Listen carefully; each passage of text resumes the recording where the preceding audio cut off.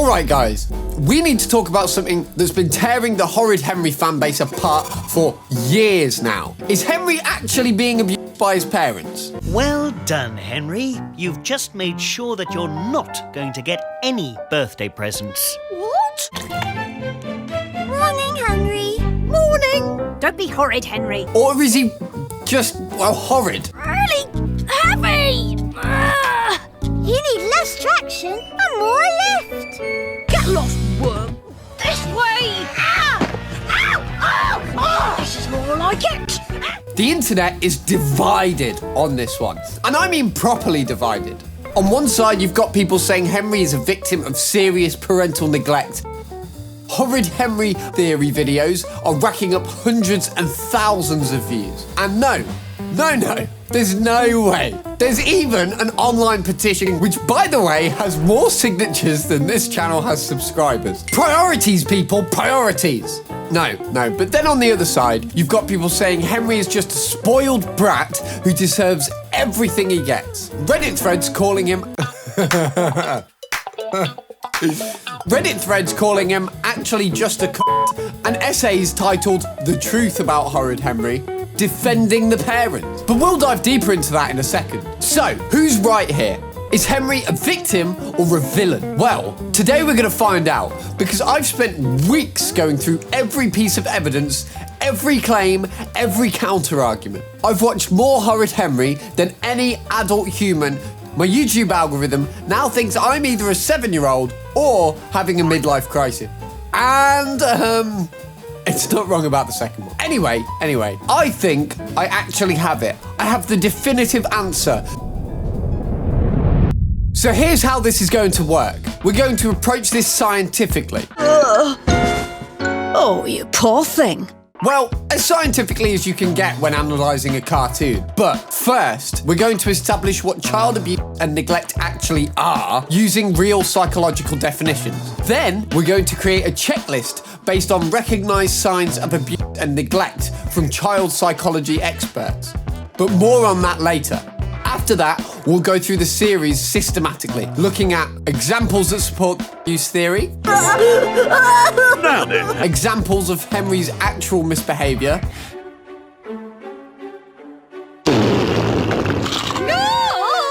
and of course, the parents' responses to both scenarios. That's it, Henry. Go to your room. And no TV or pocket money or sweets. Ever again. Get upstairs right now. Don't be horrid, Henry. Go to your room right now. Go to your room, Henry, but right now, and stay there. We're going to debunk the false claims, prove the valid claims, and see where the evidence actually leads us. Full disclosure, I'm not a therapist. I'm just a guy who's watched too many cartoons and developed strong opinions about fictional parenting, which, let's be honest, is basically the same qualification. Let's start with the basics. According to child psychology experts and organisations like the NSPCC and Child Help, there are several distinct categories. Physical. This is the easiest to identify: hitting, kicking, or any physical harm to a child. Emotional.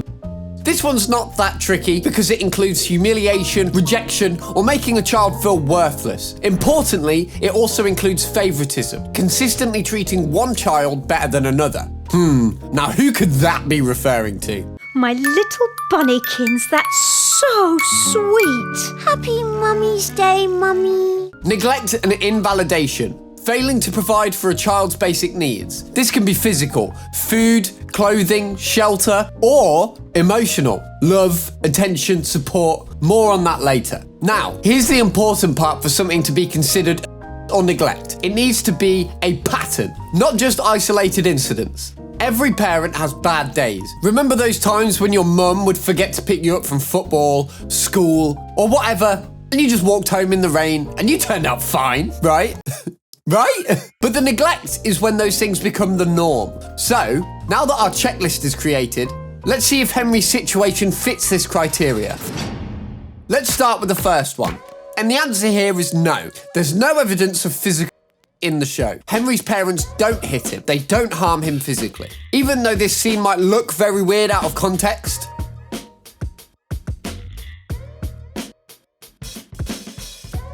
And how about this one where he screams with a megaphone while forcing Henry to run harder to school? Keep up the pace, boys. 4 minutes 30. Let's really push it to the limit. I give them the benefit of the doubt because it's not enough to call child protection. Not yet. Score: parents 1, abuse theory 0. So far, Henry's parents are winning, which is a sentence I never thought I'd say. Now, this is where things get interesting. One of the key signs of emotional abuse is when parents consistently favour one child over another. And come on, guys, this one is undeniable, right? I mean... Thank you, Peter. I love it. Oh, goody. I knew you would. Henry! Yeah, and apart from this completely different treatment of their two sons, they have nicknamed him Horrid, which means he'll always be the bad one, and Peter the perfect one. There's no other option than levelling the scores here. Score: parents 1, theory 1. The neglection part is a tough one, because even though they forget Henry at home in this famous scene... Henry, listen to your father.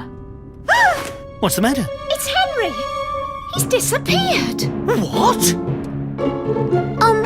I think we might have left Henry behind. I struggle to find a real pattern in this throughout the series, but invalidation, however, is definitely the case. And I have the evidence. Don't believe me, guys? How many times do I have to say, I come prepared for these videos? So, what you're about to see now are scenes where Henry is clearly upset or hurt and his parents just don't notice or don't care.